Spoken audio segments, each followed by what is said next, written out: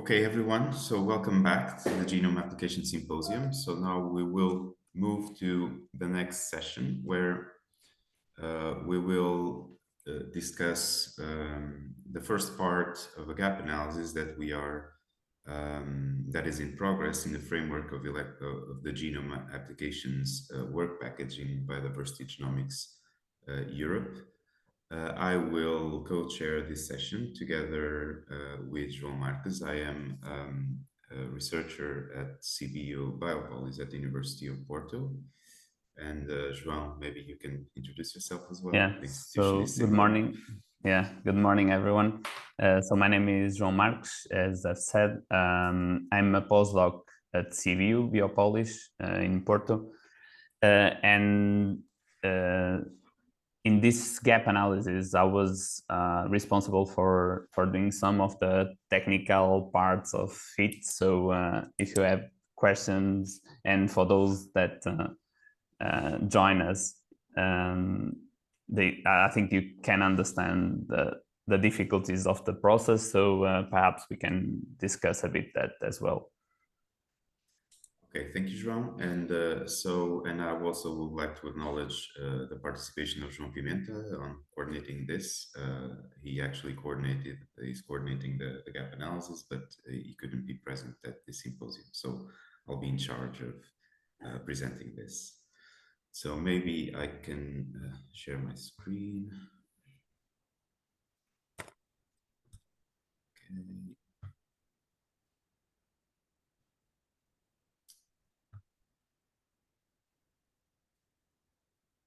Okay, can you see the presentation mode? Excellent. A little bit of explanation of how we plan this to work. So I will briefly introduce the topic and frame the topic in the project and in why the need of this gap analysis. Then we will stop for some questions. We will also use Mentimeter, so you should be acquainted with the tool by now. Then I will continue and explain the preliminary results that we've been obtaining from the literature review part of this gap analysis. And at the end, we'll open the forum. We'll have also some further questions at the end, but more open-ended, so that we can guide this discussion. And so to start this, well, we are all here because we agree that genetic diversity is very important, and our ability to infer genetic diversity, to measure genetic diversity, gives us a very important tool for applications in general and for the conservation of biodiversity in particular. And this has been recognized for long, of course, and because the genetic diversity we see in populations is a direct outcome of the evolutionary processes. So these are the most raw measures that we can have of the status of the population and the history of the population. And this has been, of course, recognized for long. I just put here this paper from 2000, where actually they called to the attention that not only genetic diversity, but merging this information with other information from the ecology, we must not forget that only an integrative view of this problem can give actually important benefits. With a genomic revolution that started with the sequencing and the first human genome reference early on in the century, even without large-scale data yet for many species, especially non-model species, there was immediately the recognition that genomics was very important for the future of conservation genetics. And I just highlight here, again, this is not exhaustive, maybe other papers could be shown here, but these 2010 papers, right at the onset maybe of conservation genomics, set out the importance of considering genomics for all the conservation efforts. And during the last decade and a half, the last 15 years, we've been seeing the explosion of genomic data, of several different types of genetic data, of genomic data, first with next generation sequencing based essentially on short read data, and now more recently with a third generation sequencing and long read sequencing that has been revolutionizing the way we can approach questions in biodiversity, and consequently how we can approach the problem of conservation using the power of genomics. And this, again, is not an exhaustive display of papers, but these show how people have been, and scientists and colleagues have been putting forth the idea and explaining why considering genomics is really important for the conservation of biodiversity.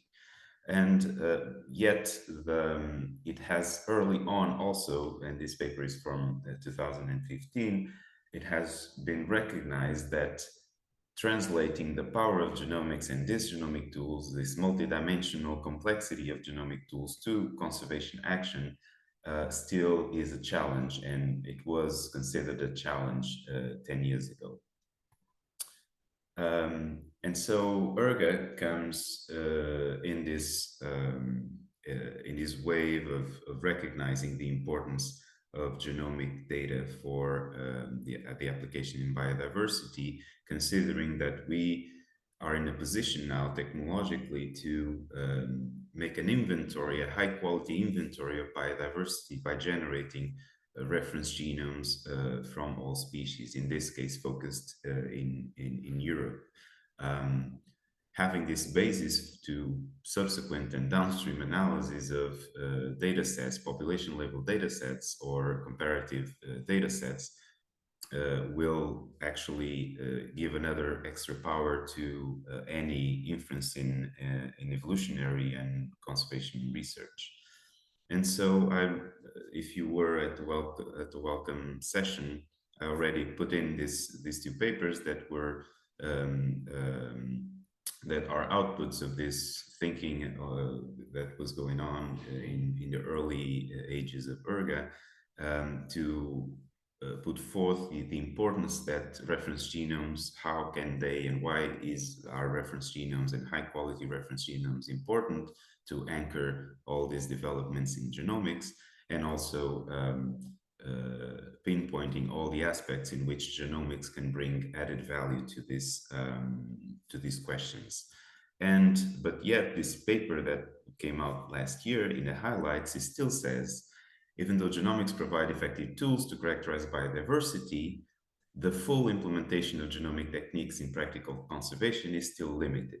So it seems that there is a disconnection with a massive amount of progress that we've been doing in our ability to produce genetic data, to analyze genetic data, to make more and more precise inferences about their evolution, their adaptive potential, local adaptation, population sizes, etc. But still, we as a scientific community still recognize that the application of all this power into practical conservation is still very limited. So even though 10 years later from that first paper I shown in the previous slide, we are still saying the same thing in that aspect. And so within the Biodiversity Genomics Europe project, we are using these two keywords that are very important to try to mitigate a little bit this gap, hopefully a lot. And so one first step is to demonstrate, to showcase how reference genomes and additional population level genomic data, for example, can really answer to practical questions in the real world of biodiversity conservation and management. And second, we are trying to fill the gap as well by engaging and filling the whole stream from genomic science to stakeholder action by in each different studies that we've been doing to engage the respective stakeholders to maximize the applicability and the potential for applicability of the knowledge that is generated by genomics. And so I've explained already a little bit that Biodiversity Genomics Europe is a coalition between two major European networks, IBOL Europe, focused on using genetic techniques for large-scale biodiversity monitoring, and ERGA profiting from the power from genomic analysis to biodiversity inventory and conservation. And this symposium actually, and this presentation of this gap analysis is being done under the umbrella of Work Package 11 from the BGE project, which is called Genome Applications, where we are developing a set of case studies that actually intend to demonstrate and engage. And these are focused on conservation, bioeconomy, and disease. And then we have a set of two support tasks where we promote communication not only among case study developers, but the wider biodiversity genomics community in Europe, and promote the engagement and the communication and the actual engagement. It's more than communication with stakeholders, the relevant stakeholders for each of the studies that are being developed. And so the overarching question that drives this presentation and this session is what is actually preventing the full implementation of genomics in biodiversity applications. And before we go, and this is the time for our first break, I just want to mention some definitions of what we intend by application.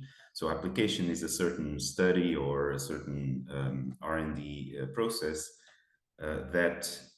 or development of toolkits, for example, that can be directly used by practitioners or non-scientists without additional research. So it's not those types of studies where we say, okay, this is a possibility and we need to research further to understand this. It's the information that is gathered in a certain study or toolkit can be used as a, for example, policy briefs, conservation management suggestions, etc., that can be directly used, or toolkits, genotyping toolkits, for example, that can be monitoring toolkits that can be used in practice. And then immediate application is an application that is already being used by practitioners. And future applications are those for which that actually have the information or the toolkit that is ready to be used, but it's not yet used. It can be used, but it will be only used in the future form. And this I'm sorry for this sort of definition break, but it's important for our next part of the questions. And so at this moment, I would like to have your insights on several of these aspects. So all this will have is a multiple choice question, and we will use Mentimeter. I'll show it in a minute. Please choose only one option. Maybe in some cases you will find that you are divided in several options, but please choose the most important one that you consider for yourself. Sorry, I have here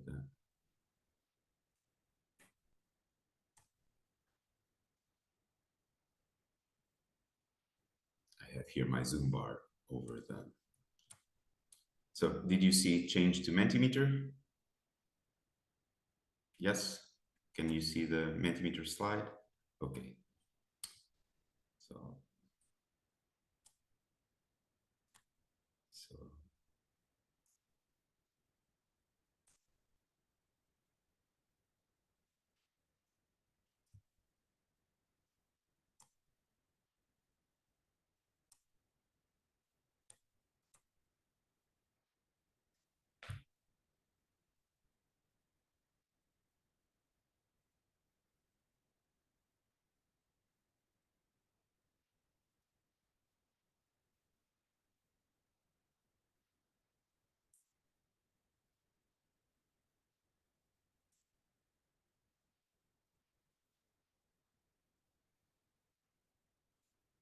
Okay, we need more participation. We only have 30 for the moment.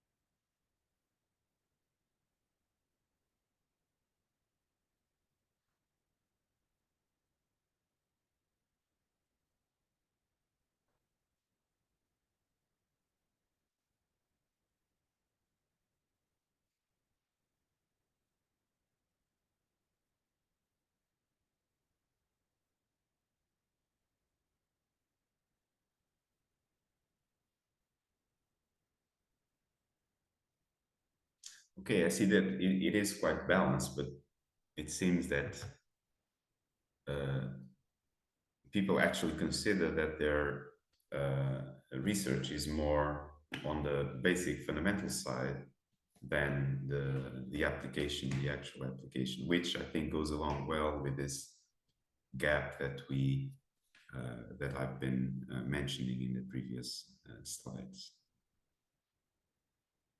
Okay, thank you. I think that gives us a good overview of how balanced we are in terms of basic and applied research. That brings us now to the next slide, and it is what best describe the objective of your applied research, or it's conservation, bioeconomy, disease mitigation and prevention, which are the three major aspects of our BGE project and work package 11.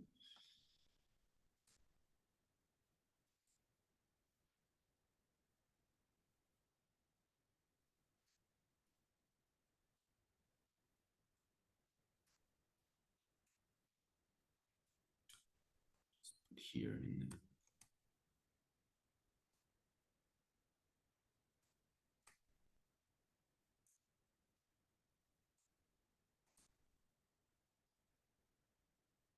okay, I see that most of the people around are actually focused on conservation, which is actually not a surprise.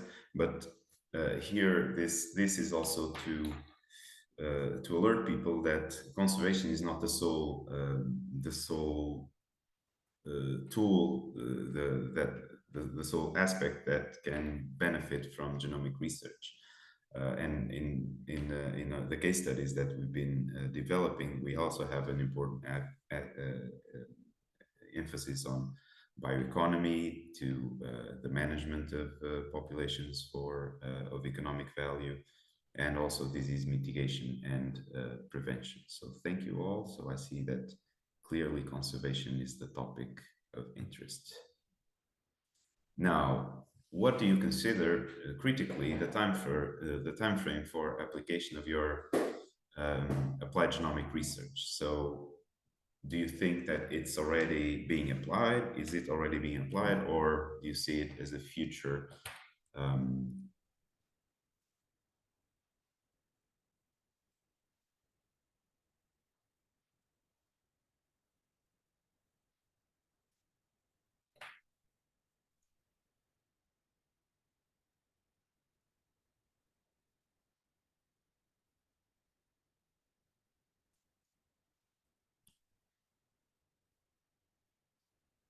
and change from percentages to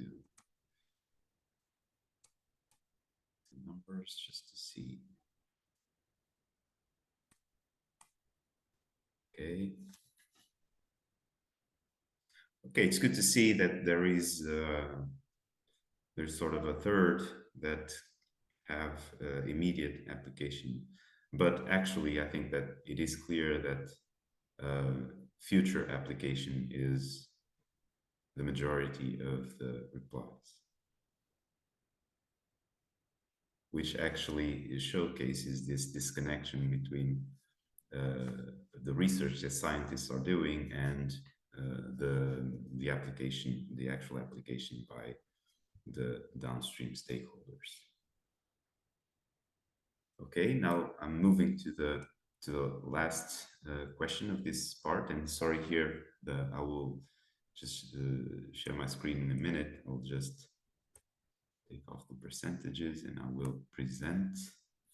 this so that you can see the results more easily. So what is the single most important factor preventing that you consider critically that is actually, so the answer to that overarching question, what is the most important factor that is preventing the full application of genomics in biodiversity applications?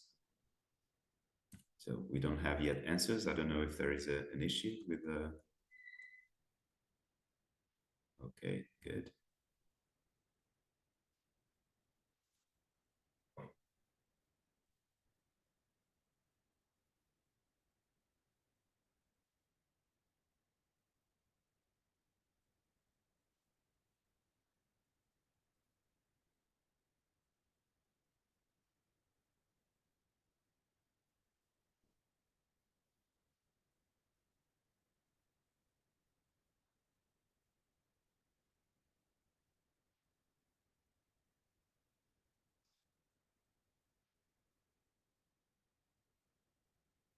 Okay, just like a funding and complexity are emerging as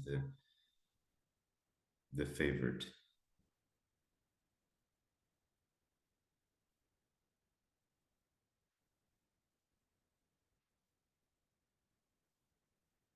Okay, thank you all. Maybe we can stop and continue. I think it's very clear that well, all of these aspects have at least one person that recognize it as being one barrier to the implementation of genomics. But the complexity and length of analysis ended up winning this poll as one major factor preventing the application. So, okay, so we have here essentially what is our the perception of this audience onto these problems. And so this was actually our goal with this gap analysis was first, and I'll continue.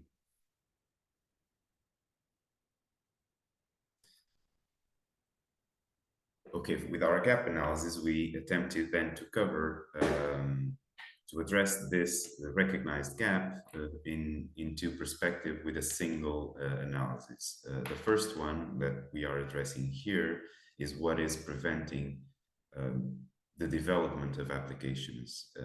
And the second one, what is preventing stakeholders from accessing and implementing those applications in the field. What can we do to better improve that? And that will be tackled tomorrow at 10:15 a.m. CEST, mind the time zone, by Elena Busan and Marco.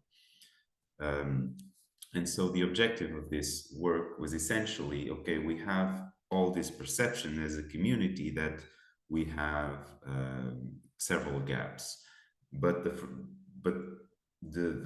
first objective of this was actually to identify and quantify these gaps. How far are we from the ideal situation in terms of the development of the application? And for that, we have undertaken a literature review, which is the purpose of this talk today. And then we will start characterizing and analyzing and quantifying some of these gaps, because even though I'm talking about the gap analysis, it's actually there are it's gap in plural, of course, as in any gap analysis. There are many aspects that are preventing the full implementation.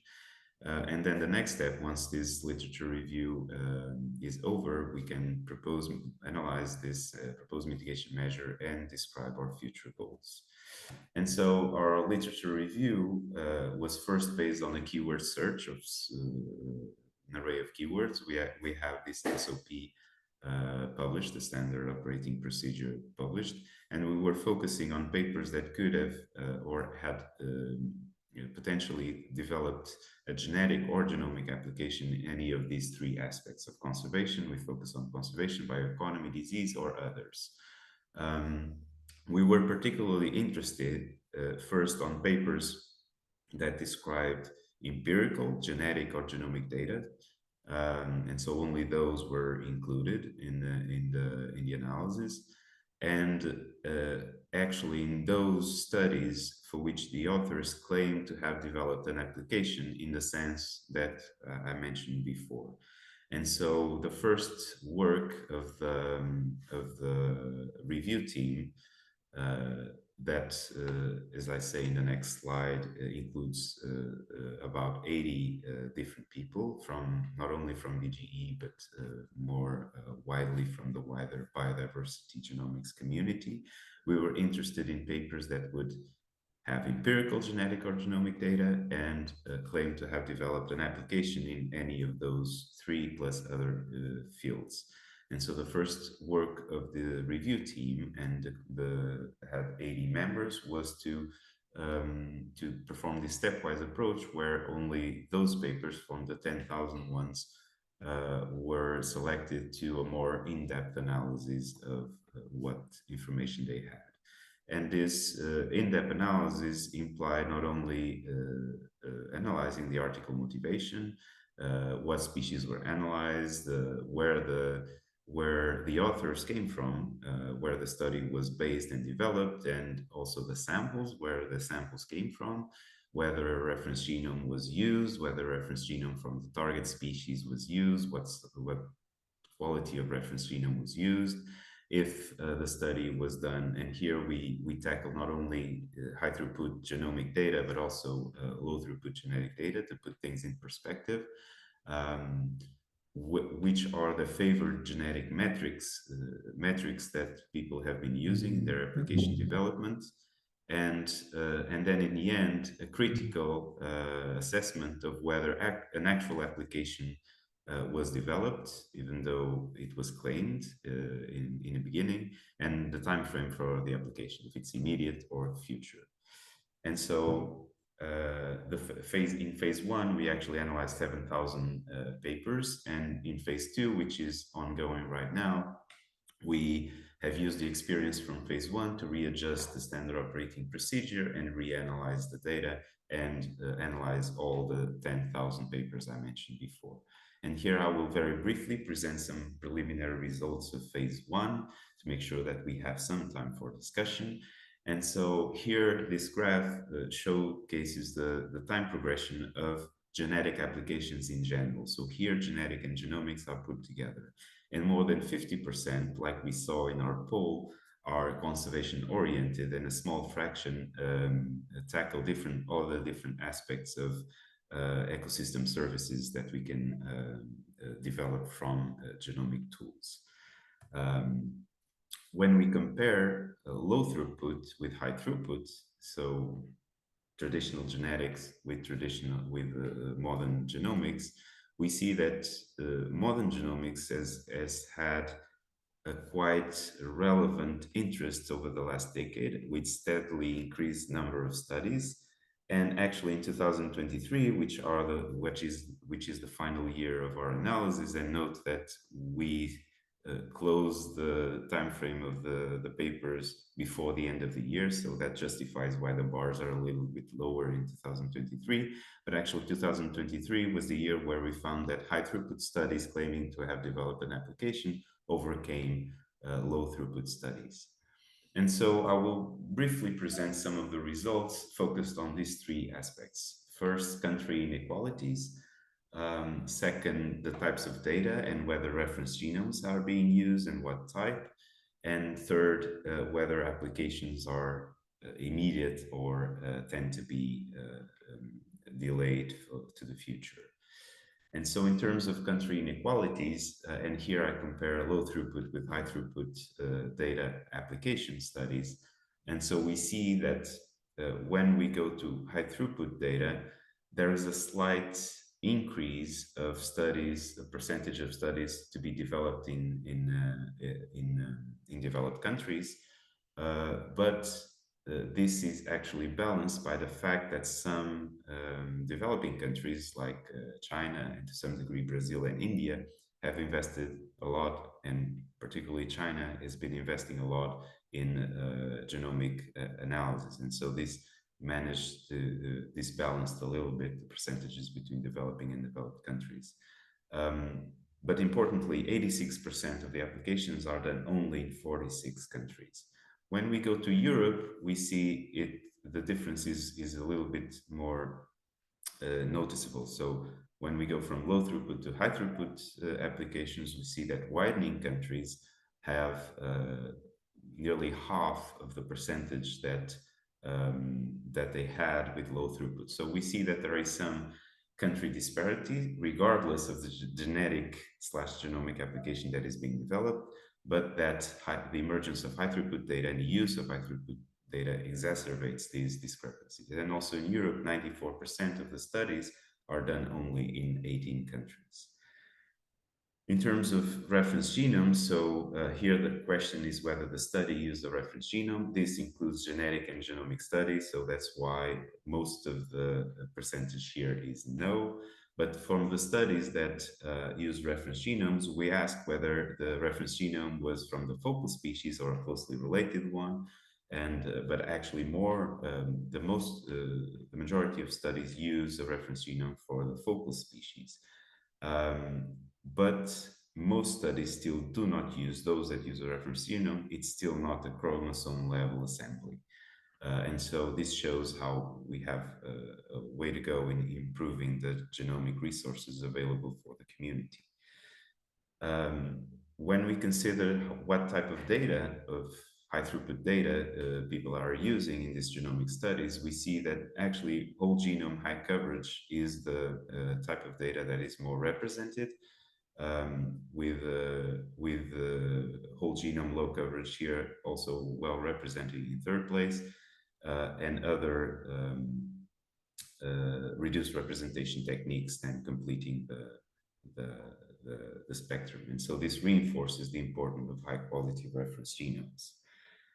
When we go to application immediacy, so if future or immediate application, and here I just recall again the definition, something that is already being used, that is described in the study as being used, immediate, or that can be used in the future, we see that future application is, again, as we've seen in our poll, the most chosen characterization of the studies, which means that even though there has been an explosion of genomic data, we now have more and more access to reference genomes. People are using whole genome sequencing data sets.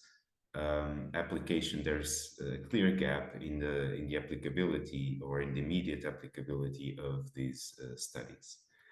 And so there are some key questions that I would like to open for discussion in this last part. So we've seen clearly that there is several country inequalities. And so what is the main factor that you think is contributing to these inequalities? How can the scientific community contribute to mitigate disparities or country disparities so that there is a limited ceiling of what we can do, but what can we do actually as a scientific community to try to mitigate these disparities? How can we address the complexity, actually, the reference-based genomics? How can we make genomic data and analysis friendly for non-experts? And how can we do better in improve the immediacy of application of our genomic tools? We have this also in Mentimeter.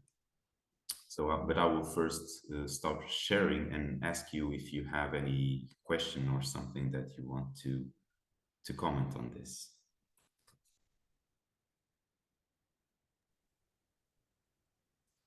So we have a question from Sabrina. Yes, so maybe I think it's more related. Maybe I think we have that information from the second part of the stakeholders, because we are linking whether the application is being developed and how stakeholders are being involved, and whether stakeholders are actually part of the co-authors of the paper. So we are looking at that information, and maybe Elena will touch that a little bit tomorrow. Okay, so maybe since everyone is quiet and hungry, I will just share my screen to the Mentimeter, because that's a good way of receiving your insights. And so I will start sharing the screen. Okay.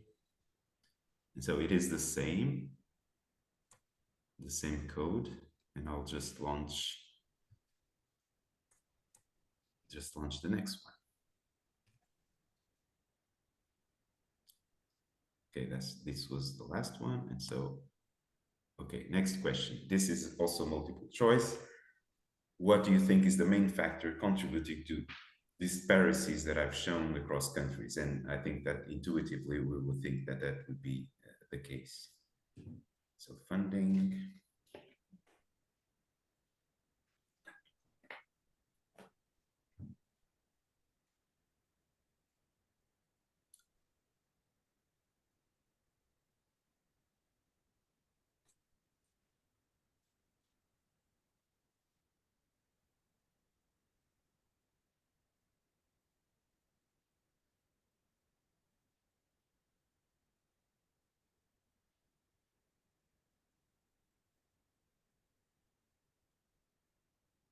Okay, funding is clearly winning,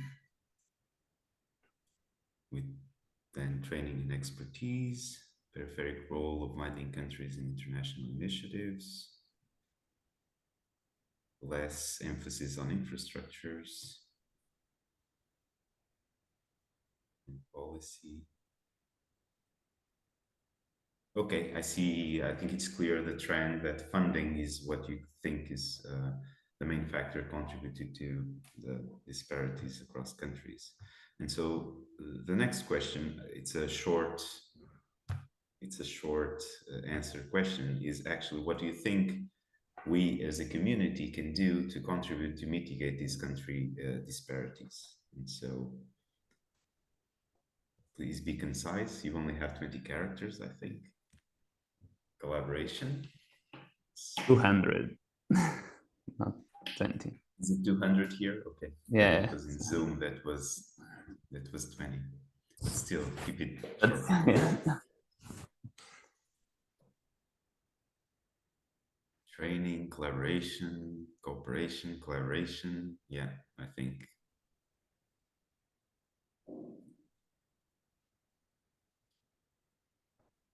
Yeah, excellent. So yeah, I think establish common standards, foster collaboration to accessible sequencing and bioinformatics. Okay, I can scroll down. Literacy for stakeholders,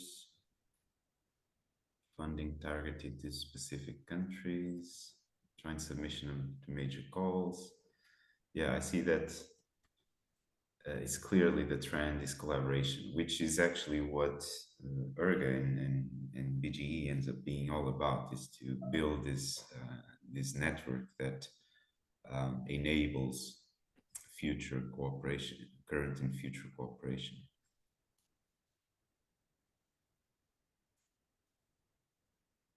Okay, thank you. I think we have here a very clear trend. I'll just move to the next one, which is how can we make genomic data analysis friendly for non-experts? How can we, which was actually one of the reasons, it was the reason that you have chosen as the main barrier to the application of genetic data. Training.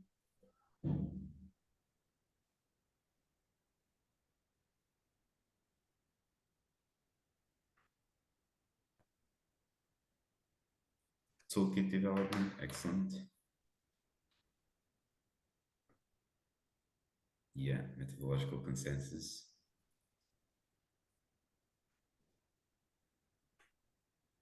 Friendly software, non-coding interfaces, standard approaches, yeah.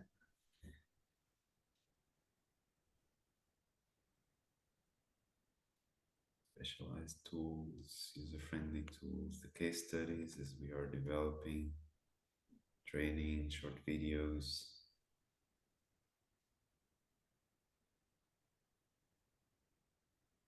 Yeah, be better sharing the results to wider audience, training, standard procedures and protocols or toolkits.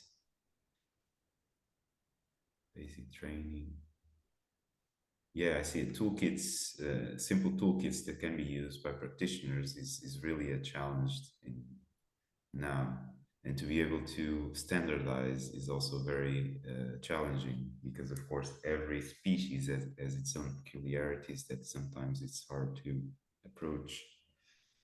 Make use of AI tools, outreach, SOPs, examples. Yeah, excellent. Thank you. Web interface analysis tools.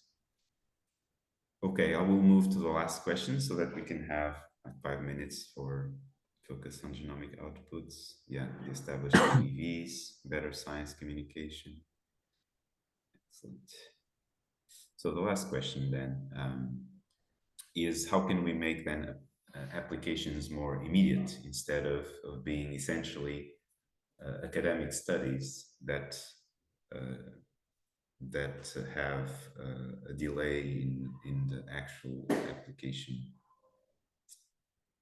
not the potential, but in the actual application by practitioners.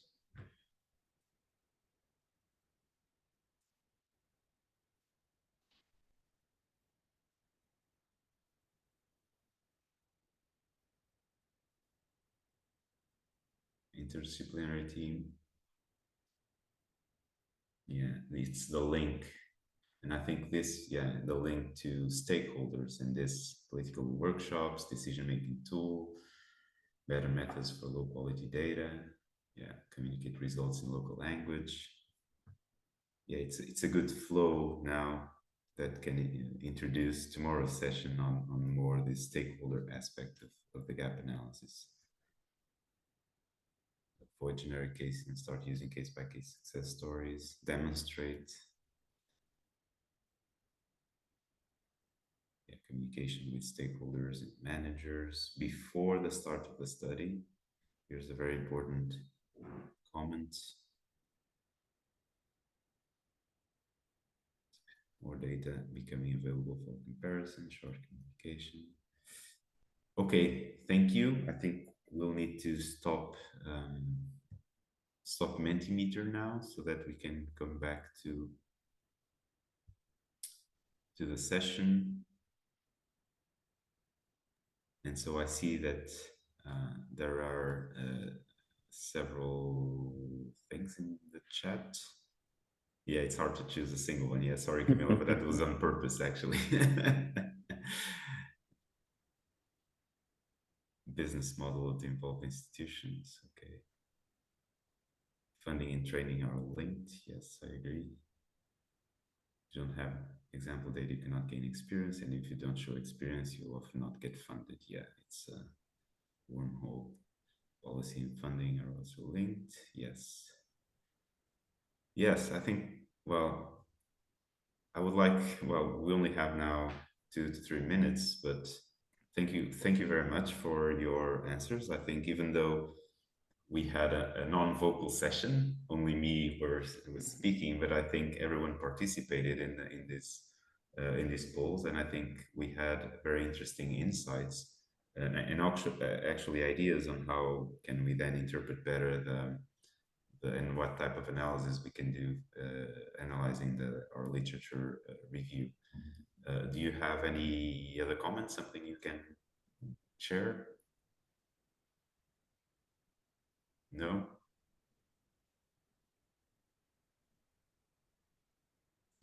Okay, so I think we are all hungry, and thank you for your participation in these polls and for being present in this session.